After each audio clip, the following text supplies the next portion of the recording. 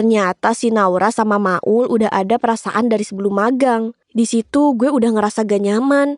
Lambat laun hubungan kita berempat pun mulai asing. Bener-bener gak bisa berkata-kata gue. Gue punya cerita.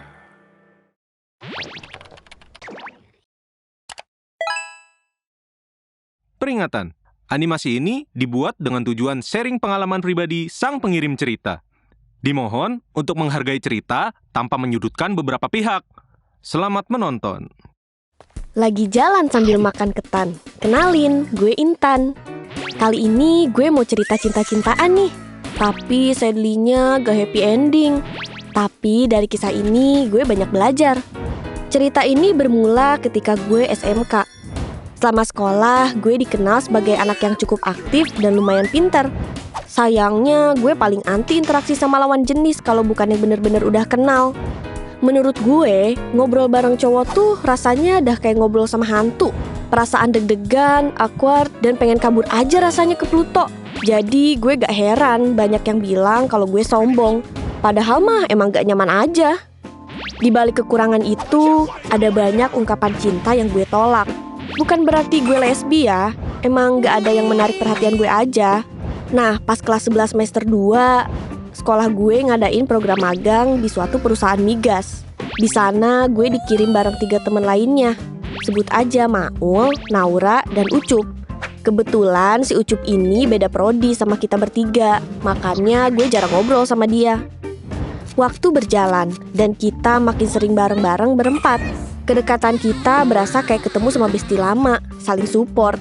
Ya walaupun ada ribut-ributnya dikit, tapi cuma beberapa jam aja dan gak lama baikan lagi.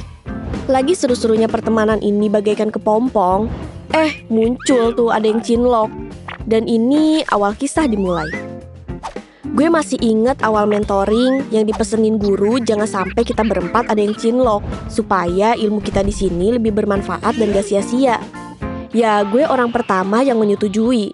Tapi siapa sangka ternyata si Naura sama Maul udah ada perasaan dari sebelum magang. Makin ada kesempatan buat ketemu tiap hari dan selalu bareng. Jadilah mereka beneran pacaran. Gue agak sedikit shock sih. Soalnya si Maul ini temen gue dari SD. Dan kayaknya nih bocah gak pernah pacaran. Tiba-tiba nembak cewek. Bener-bener kayak dapet uang kaget. Ya namanya dalam suatu pertemanan ada yang pacaran tuh pasti udah gak secil dulu. Mereka berdua udah punya dunianya sendiri, yang lain figuran doang. Jadilah gue sama Ucup sering bareng dan berinteraksi. Dia dari awal magang emang suka ngajak bareng pulang sama berangkat. Tapi gue selalu nolak mulu. Lama-kelamaan gue sama Ucup makin deket. Gue pun beraniin diri buat ngeiyain ajakan nebengnya dari berangkat dan pulang magang. FYI, gue kan jarang punya temen cowok, apalagi deket gini kan. Gue jadi excited gitu dan jadi sering update status bareng Ucup, walaupun cuma sekedar main kucing atau makan es krim bareng. Dari situ teman-teman gue berasumsi kalau kita udah pacaran. Selama berjalannya magang, gue sempet denger dari pembimbing magang kalau selama ini si Ucup udah suka sama gue. Cuma dia gak berani ngungkapin, katanya takut gue ngejauh. Dengar itu gue bingung harus respon gimana. Soalnya gue gak tertarik sama sekali soal pacaran. Walaupun kita sering chattingan atau main di luar, tapi gue anggap Ucup temen, gak lebih. Setelah tahu itu, gue ngomong jujur ke Ucup kalau gue gak ada rasa tertarik sama dia.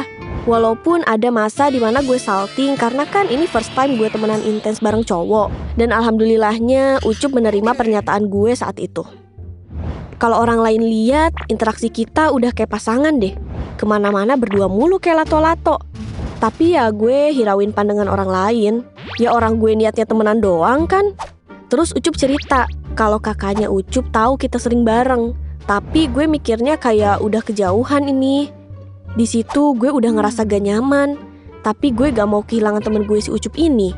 Selama magang gue rada ke pressure sih. Bukan soal tugasnya, tapi pembimbing magang gue nge-push gue buat pacaran aja sama Ucup.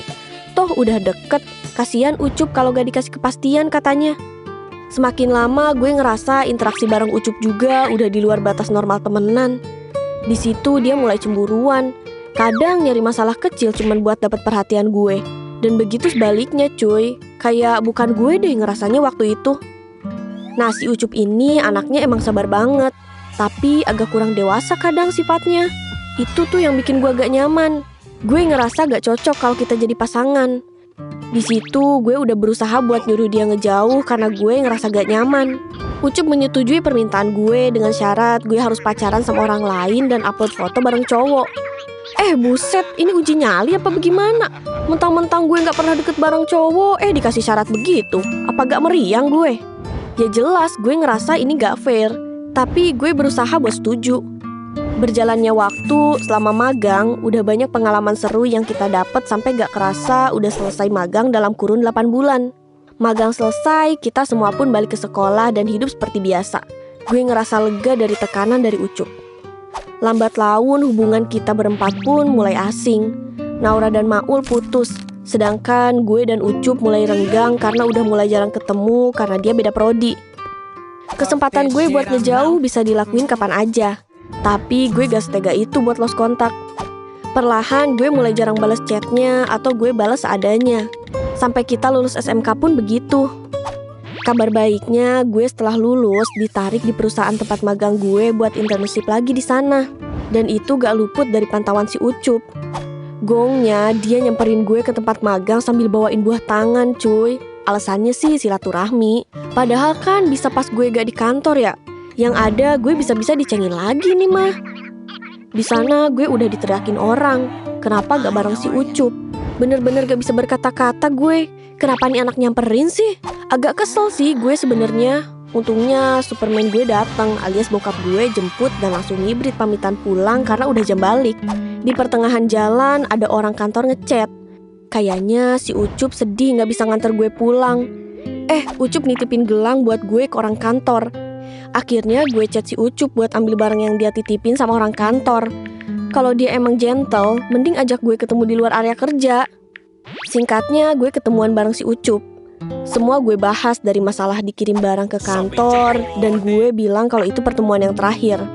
Di pertemuan terakhir itu gue pesen buat gak usah ada acara jemput gue sepulang kerja atau ketemuan. Karena gue ngerasa udah gak nyaman. Gue juga ngucapin makasih karena dia udah mau buang waktu gue selama ini. Dia nanya hal apa yang bikin gue gak nyaman. Tapi gak gue jawab dan gue lebih milih blok semua sosmed dia. Apakah dia berhenti guys? Tentu tidak. Gue dikasih tahu temen magang lain kalau dia datang ke kantor buat nanyain kabar gue. Karena dirasa dia udah keterlaluan, tepat 1 bulan gue buka blokirannya. Belum ada sehari dibuka, udah ada telepon masuk dari si Ucup. Ya jelas gak gue angkat lah. Dan gue abaikan semua pesan dan telepon masuk dari Ucup. Bukannya tegaan, lebih gak mau kasih dia harapan palsu aja. Sekarang gue udah deket sama orang baru yang lebih dewasa dan sesuai tipe gue, yang bisa lebih ngertiin gue. Kabar Ucup, gue dapat kabar dari temen magang katanya dia masih suka update status galau gitu. Dari semua yang gue lewatin, gue belajar satu hal penting. Kalau rasa nyaman bukan selalu melulu harus jadi cinta. Kadang rasa itu cuma bentuk keterbiasaan yang kita pelihara terlalu lama. Dan cinta itu gak bisa dipaksa. Kalau emang gak ada rasa, alangkah baiknya gak usah ngasih harapan ke orang yang suka sama lu. Karena bisa jadi dia ngerasa kita punya perasaan yang sama. Sampai di sini akhir cerita gue. Semoga kisah cinta kalian selalu happy ending ya. Sampai jumpa di video gue punya cerita selanjutnya. Bye-bye.